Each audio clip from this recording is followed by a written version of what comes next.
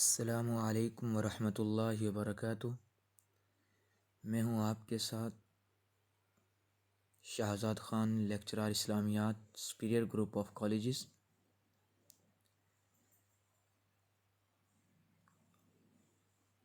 سابقہ لیکچر چل رہا تھا حضور اکرم صلی اللہ علیہ وسلم کی مکی زندگی، مکہ کے احوال۔ آج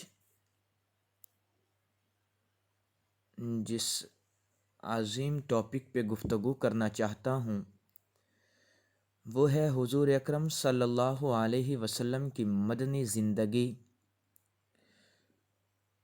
مدینہ کے اندر تشریف آوری کیسے ہوئی، مدینہ میں کہاں قیام فرمایا، کس مسجد کی بنیاد رکھی، کس کے گھر قیام فرمایا، یہ چند معروضات مختصر وقت میں اختصار کے ساتھ آپ کے گوش گزار کرتا ہوں۔ دوشنبہ 8 ربیع الاول 14 نبوت یعنی یکم ہجری کا دن تھا۔ 23 ستمبر 622 عیسوی تھی۔ رسول اکرم صلی اللہ علیہ وسلم قباء میں تشریف لائے۔ حضرت عروہ بن زبیر رضی اللہ تعالیٰ عنہ کا بیان ہے کہ مسلمانان مدینہ نے مکہ سے رسول اللہ صلی اللہ علیہ وسلم کی روانگی کی خبر سن لی، اس لیے لوگ روزانہ صبح حرا کی طرف نکل جاتے، آپ علیہ الصلاۃ والسلام کی راہ تکتے رہتے۔ جب دوپہر دھوپ سخت ہو جاتی تو واپس چلے جاتے۔ ایک روز انہوں نے بہت لمبی طویل انتظار کے بعد اپنے گھر واپس لوٹے۔ ایک یہودی اپنے کسی ٹیلے پہ کچھ دیکھنے کے لیے گیا۔ وہ جب اوپر چڑھا تو کیا دیکھتا ہے کہ رسول اللہ صلی اللہ علیہ وسلم اور آپ علیہ الصلاۃ والسلام کے رفقا سفید کپڑوں میں ملبوس، جن سے سفیدی چاندی ایسے چھٹک رہی تھی، تشریف لا رہے۔ اس نے بے خود ہو کر نہایت بلند آواز سے کہا، عرب کے لوگوں، یہ رہا تمہارا نصیب جس کا تمہیں انتظار تھا۔ یہ سنتے ہی مسلمان ہتھیاروں کی طرف دوڑے اور ہتھیار سجا کر سج دھج کر استقبال کے لیے امڑ پڑے۔ ابن قیم رحمۃ اللہ تعالی علیہ کہتے ہیں کہ اس کے ساتھ ہی بنی عمر بن عوف ساکنان قباء میں ایک شور بلند ہوا، تکبیر سنی گئی۔ پہلی مرتبہ مدینہ کی فضا میں مسلمان آپ علیہ الصلاۃ والسلام کی آمد کی خوشی میں نعرہ تکبیر بلند کرتے ہوئے استقبال کے لیے نکل پڑے۔ آپ علیہ الصلاۃ والسلام نے مل کر ان لوگوں نے تحیہ نبوت پیش کیا، گرد و پیش پروانوں کی طرح جمع ہو گئے۔ اس وقت آپ علیہ الصلاۃ والسلام پر سکینت چھائی ہوئی تھی اور وحی کا نزول ہو رہا تھا۔ جو آیت مبارکہ نازل ہو رہی تھی، بسم اللہ الرحمن الرحیم، فَإِنَّ اللَّهَ هُوَ مَوْلَاهُ وَجِبْرِيلُ وَصَالِحُ الْمُؤْمِنِينَ وَالْمَلَائِكَةُ بَعْدَ ذَلِكَ ظَهِيرٌ۔ اللہ آپ کا مولا ہے، جبرائیل علیہ السلام اور صالح مومنین بھی، اور اس کے بعد فرشتے آپ صلی اللہ علیہ وسلم کے مددگار ہیں۔ آپ علیہ الصلاۃ والسلام کو تسلی کے طور پر، چونکہ وطن چھوڑا جا رہا تھا، مکہ کو چھوڑ کر مدینہ تشریف آوری ہو رہی تھی، اپنے وطن سے بہت پیار اور محبت ہوتی ہے۔ اپنے وطن کو چھوڑ کر جب دوسرے وطن منتقل ہو رہے تھے تو تسلی کے طور پر اللہ رب العزت نے یہ آیات مبارکہ نازل فرمائی۔ حضرت عروہ بن زبیر رضی اللہ تعالیٰ عنہ کا بیان ہے کہ لوگوں سے ملنے کے بعد آپ علیہ الصلاۃ والسلام ان کے ساتھ داہنی جانب مڑے بنی عمر بنی عوف میں تشریف لائے۔ یہ دوشنبہ کا دن تھا، یعنی پیر کا دن تھا، ربیع الاول کا مہینہ تھا۔ ابو بکر رضی اللہ تعالیٰ عنہ آنے والوں کے استقبال کے لیے کھڑے تھے۔ رسول اللہ صلی اللہ علیہ وسلم چپ چاپ بیٹھے۔ انصار کے جو لوگ آتے جنہوں نے رسول اللہ صلی اللہ علیہ وسلم کو نہیں دیکھا ہوا تھا، وہ سیدھے ابو بکر رضی اللہ تعالیٰ عنہ کو سلام کرتے، یہاں تک کہ رسول اللہ صلی اللہ علیہ وسلم پر جب دھوپ آئی تو ابو بکر رضی اللہ تعالیٰ عنہ نے چادر اٹھائی، آپ علیہ الصلوۃ والسلام پر سایہ فگن ہوئے۔ تب لوگوں نے پہچانا کہ یہ رسول صلی اللہ علیہ وسلم ہیں۔ آپ علیہ الصلوۃ والسلام کے استقبال اور دیدار کے لیے سارا مدینہ امڈ آیا۔ یہ ایک تاریخی دن تھا جس کی نظیر سرزمین مدینہ نے پہلے کبھی نہ دیکھی تھی۔ آج یہود نے بھی نبی صلی اللہ علیہ وسلم کی بشارت کا مطلب دیکھ لیا کہ اللہ جنوب سے وہ جو قدوس ہے، کوہ فاران سے آیا ہے، رسول اللہ علیہ وسلم جس کا نام محمد صلی اللہ علیہ وسلم ہے۔ یہود نے بھی یہ وہ منظر دیکھا۔ پھر آقا علیہ الصلوۃ والسلام قباء میں کلثوم بن ہدم کے گھر قیام فرمایا۔ کہا جاتا ہے سعد بن خثیمہ کا نام بھی آتا ہے، لیکن کلثوم بن ہدم والی بات وہ زیادہ مضبوط ہے۔ حضرت علی بن ابی طالب رضی اللہ تعالیٰ نے مکہ میں 3 روز ٹھہر کر لوگوں کی جو امانتیں تھیں وہ واپس کر کے رسول اللہ صلی اللہ علیہ وسلم کے پاس تشریف لائے، اور یہ پیدل حضرت علی رضی اللہ تعالیٰ نے بھی سفر کیا۔ آپ قباء میں ہی تھے، کلثوم بن ہدم کے یہاں قیام فرمایا ہوا تھا۔ کل 4 دن یہاں تشریف فرمائے ہوئے، دوشنبہ، منگل، بدھ اور جمعرات، پیر، منگل اور بدھ جمعرات، یہ 10 دن کا قیام تھا۔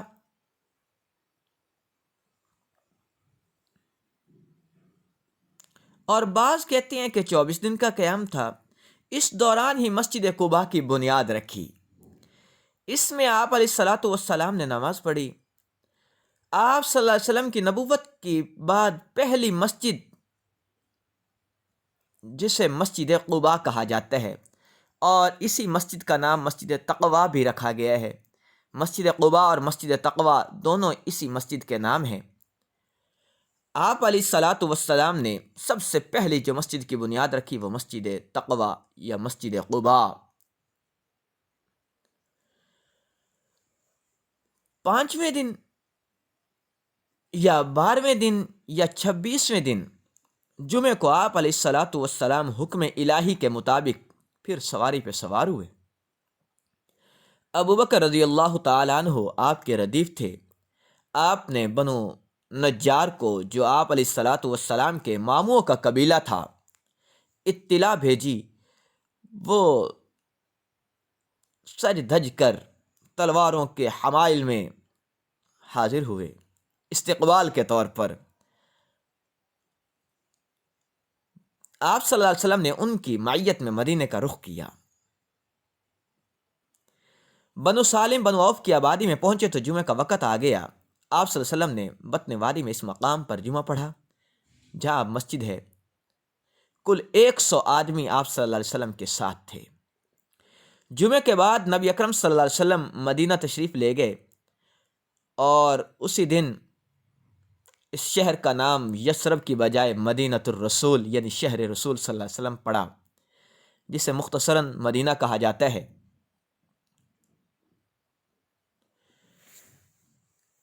انتہائی تابناک اور تاریخی دن تھا۔ مدینہ کی فضا میں یہ ترانہ گونج رہا تھا: اشرق البدر علینا من ثنیات الوداع وجب الشکر علینا ما دعا للہ داعی ایہا المبعوث فینا جئت بالامر المطاع۔ ان پہاڑوں سے جو ہیں سوئے جنوب 14ویں کا چاند ہے ہم پر چڑھا، کیسا عمدہ دن اور تعلیم ہے، شکر واجب ہے ہمیں اللہ کا، ہے اطاعت فرض تیرے حکم کی، بھیجنے والا ہے تیرا کبریا۔ یہ اس وقت انصار کی بچیوں نے باہر آ کر یہ ترانہ پڑھا انتہائی خوبصورت آواز میں۔ انصار اتنے خوش تھے، آپ علیہ الصلاۃ والسلام کی اونٹنی کی نکیل پکڑ کر اپنے گھر کی طرف لے جاتے۔ آپ علیہ الصلاۃ والسلام نے فرمایا اونٹنی کی نکیل نہ پکڑو، یہ اللہ کے حکم سے جہاں جا رہی ہے اسے جانے دو۔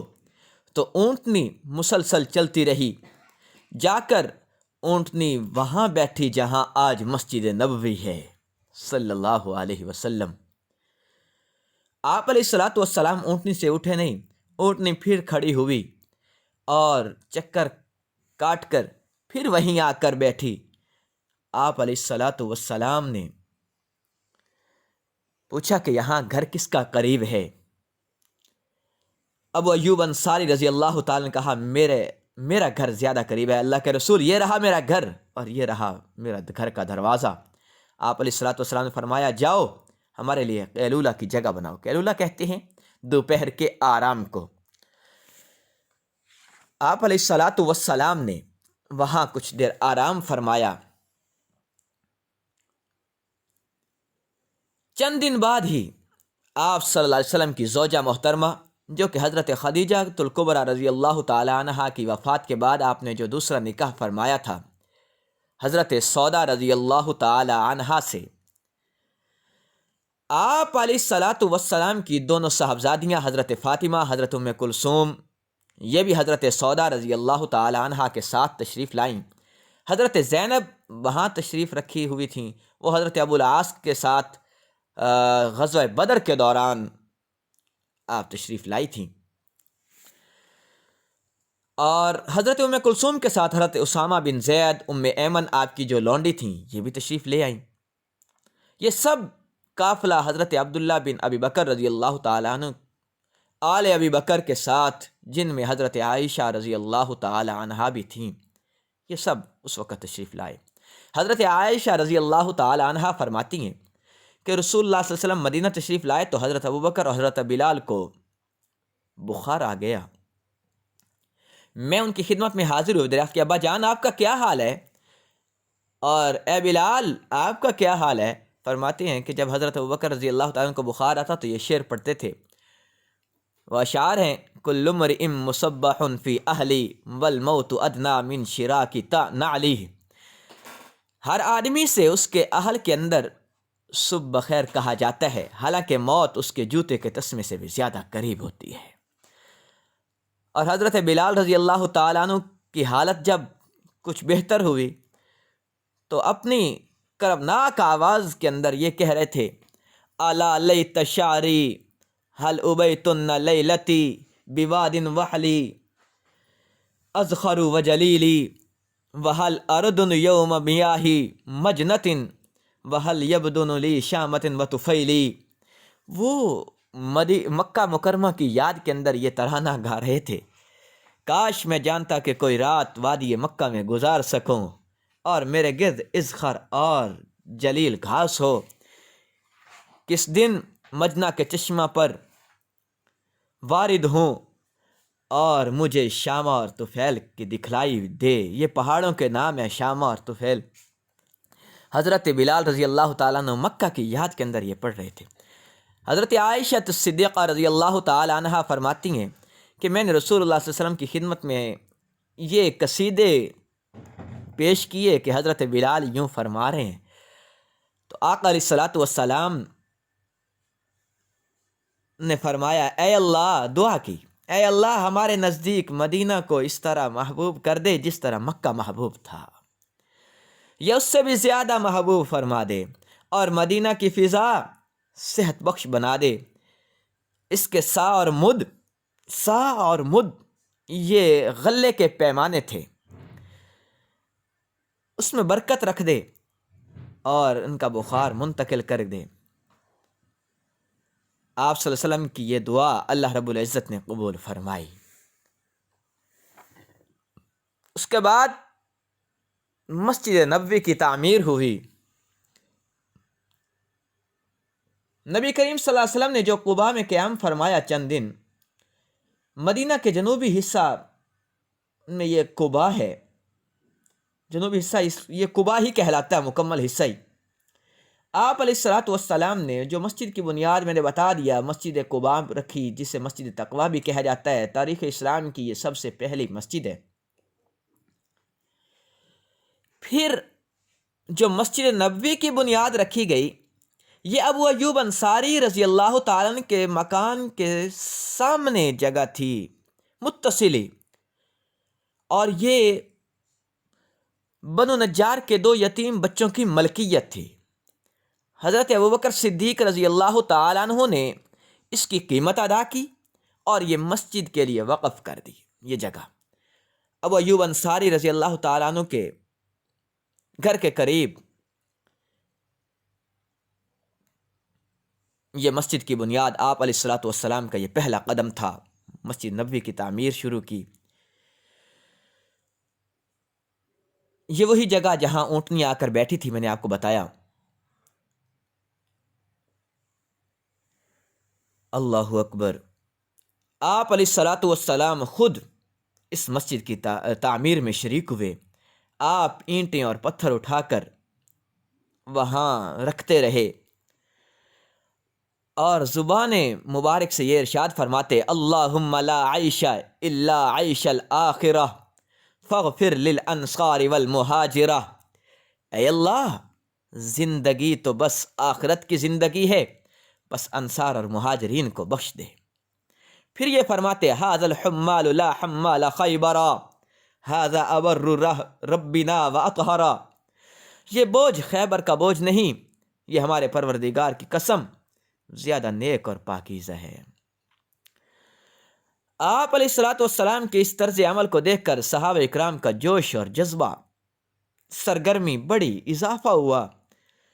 صحابہ اکرام فرمانے لگے، لئن قعدنا والنبی یعمل لذاک منا العمل المضلل۔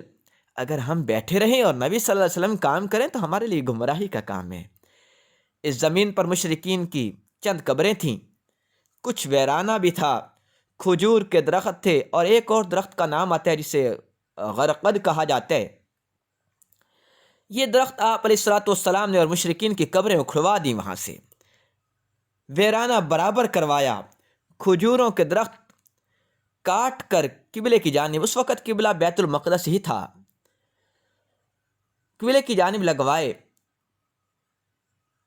اور چھت پر کھجور کی شاخیں، پتے ڈلوا دیے، کھجور کے تنوں کے وہ بطور گارڈر کے استعمال ہوئے، زمین پر ریت اور چھوٹی چھوٹی کنکریاں لا کر رکھ دی گئیں۔ اللہ اکبر۔ قبلے کی دیوار سے پچھلی دیوار تک 100 ہاتھ لمبائی تھی، چوڑائی بھی تقریباً اتنی تھی، بنیاد تقریباً 3 ہاتھ گہری تھی۔ آپ علیہ الصلوۃ والسلام نے مسجد کے چند مکانات دائیں جانب تعمیر کیے، جن کی دیواریں کچی اینٹوں کی اور چھتیں اسی طرح کھجور کے تنوں کی، پتوں کی۔ یہی آپ علیہ الصلوۃ والسلام کی ازواج مطہرات کے حجرے تھے۔ ان حجروں کی تعمیر مکمل ہو جانے کے بعد آپ علیہ الصلوۃ والسلام ابو ایوب انصاری کے گھر سے وہاں منتقل ہو گئے، اپنے حجرے میں، جو کہ مسجد نبوی کے قریب آپ علیہ الصلوۃ والسلام نے بنائے تھے۔ آپ علیہ الصلوۃ والسلام نے پھر مواخات مدینہ کیا، مسلمانوں کے درمیان بھائی چارگی کی فضا قائم کی۔ مسجد نبوی کی تعمیر کا اہتمام فرما کر میل و محبت کو وجود بخشا۔ تاریخ انسانی کا ایک نہایت تابناک کارنامہ سر انجام دیا، جسے مہاجرین انصار کے درمیان مواخات مدینہ کہا جاتا ہے، بھائی چارہ کہا جاتا ہے جسے۔ ابن قیم لکھتے ہیں کہ رسول اللہ صلی اللہ علیہ وسلم نے حضرت انس بن مالک رضی اللہ تعالیٰ عنہ کے مکان میں مہاجرین اور انصار کے درمیان بھائی چارہ کروایا۔ کل 90 آدمی تھے، آدھے مہاجرین تھے اور آدھے انصار تھے۔ بھائی چارے کی بنیاد یہ تھی کہ ایک دوسرے کے غمخوار ہوں گے، موت کے بعد نسبتی قرابت داروں کی بجائے یہی ایک دوسرے کے وارث ہوں گے۔ وراثت کا یہ حکم جنگ بدر تک قائم رہا۔ پھر یہ آیت نازل ہوئی، وَأُولُو الْأَرْحَامِ بَعْضُهُمْ أَوْلَىٰ بِبَعْضٍ، نسبتی قرابت دار ایک دوسرے کے زیادہ حقدار ہیں، یعنی وراثت کے زیادہ حقدار ہیں۔ تو انصار و مہاجرین میں باہمی محبت توارث کا حکم ختم کر دیا گیا۔ محبت تو برقرار رہی لیکن وراثت کا حکم جو ہے وہ ختم کر دیا گیا، لیکن بھائی چارے کا اور اخوت کا یہ جو حکم تھا وہ باقی رہا۔ آپ علیہ الصلوۃ والسلام نے ایک اور بھائی چارہ یہ کرایا کہ جو خود باہم مہاجرین کے درمیان تھا، لیکن پہلی بات ہی ثابت ہے، یوں بھی مہاجرین اپنے باہمی اسلامی اخوت، وطنی اخوت اور رشتہ قرابت داری کی اخوت کی بنا پر آپس میں اب مزید کسی بھائی چارے کے محتاج نہ تھے، جبکہ مہاجرین اور انصار کا معاملہ تھوڑا ڈیفرنٹ تھا۔ اس بھائی چارے کا مقصود محمد غزالی رحمۃ اللہ علیہ نے لکھا ہے، یہ تھا کہ جاہلی عصبیتیں تحلیل ہو جائیں، حمیت اور غیرت جو کچھ ہو اسلام کے لیے ہو، نسل، رنگ، وطن کی امتیازات مٹ جائیں، بلندی اور پستی کا معیار انسانیت اور تقوی کے علاوہ اور کچھ نہ ہو۔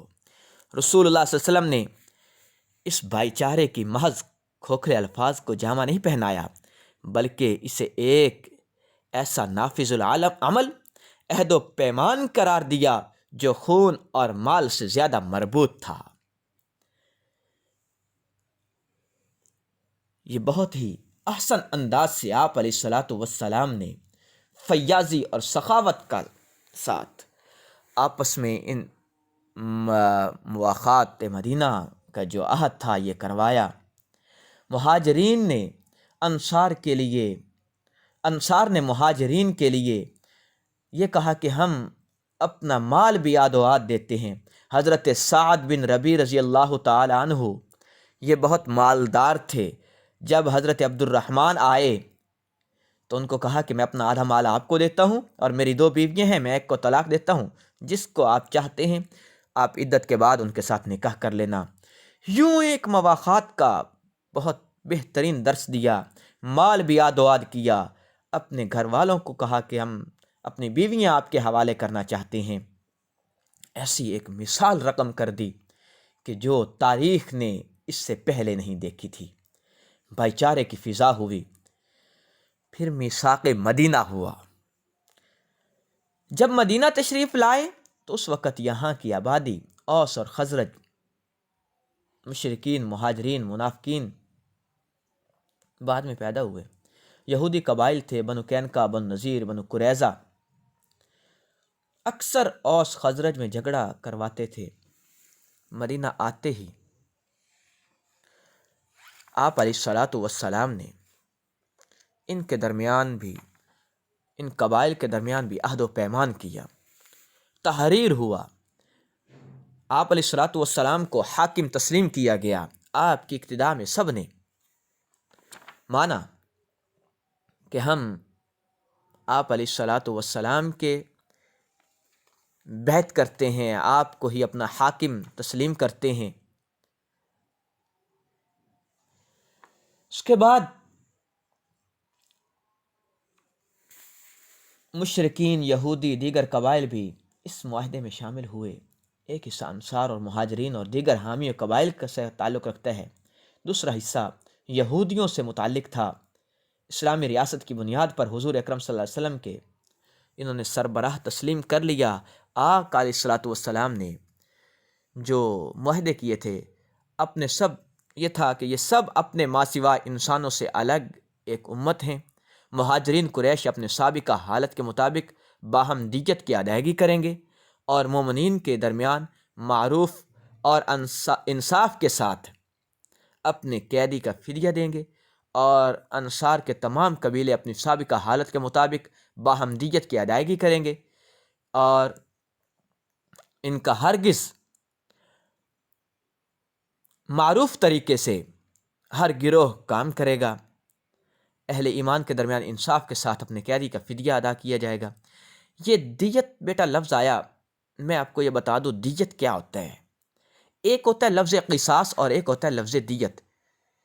قصاص کہتے ہیں قتل کے بدلے قتل کر دینا، اور دیت کہتے ہیں قتل کے بدلے میں مال لے لینا، پیسہ لے لینا۔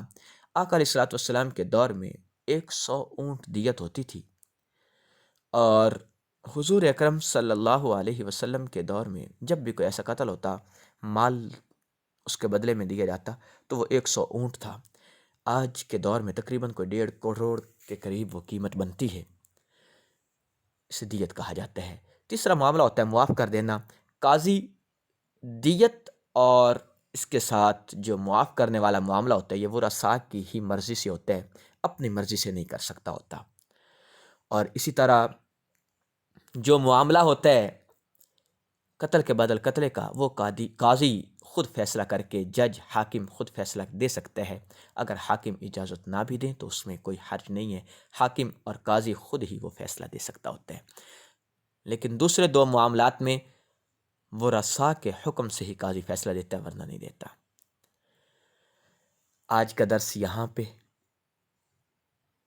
ختم کرتے ہیں، کل انشاءاللہ اس سے آگے چلیں گے۔ اللہ حافظ۔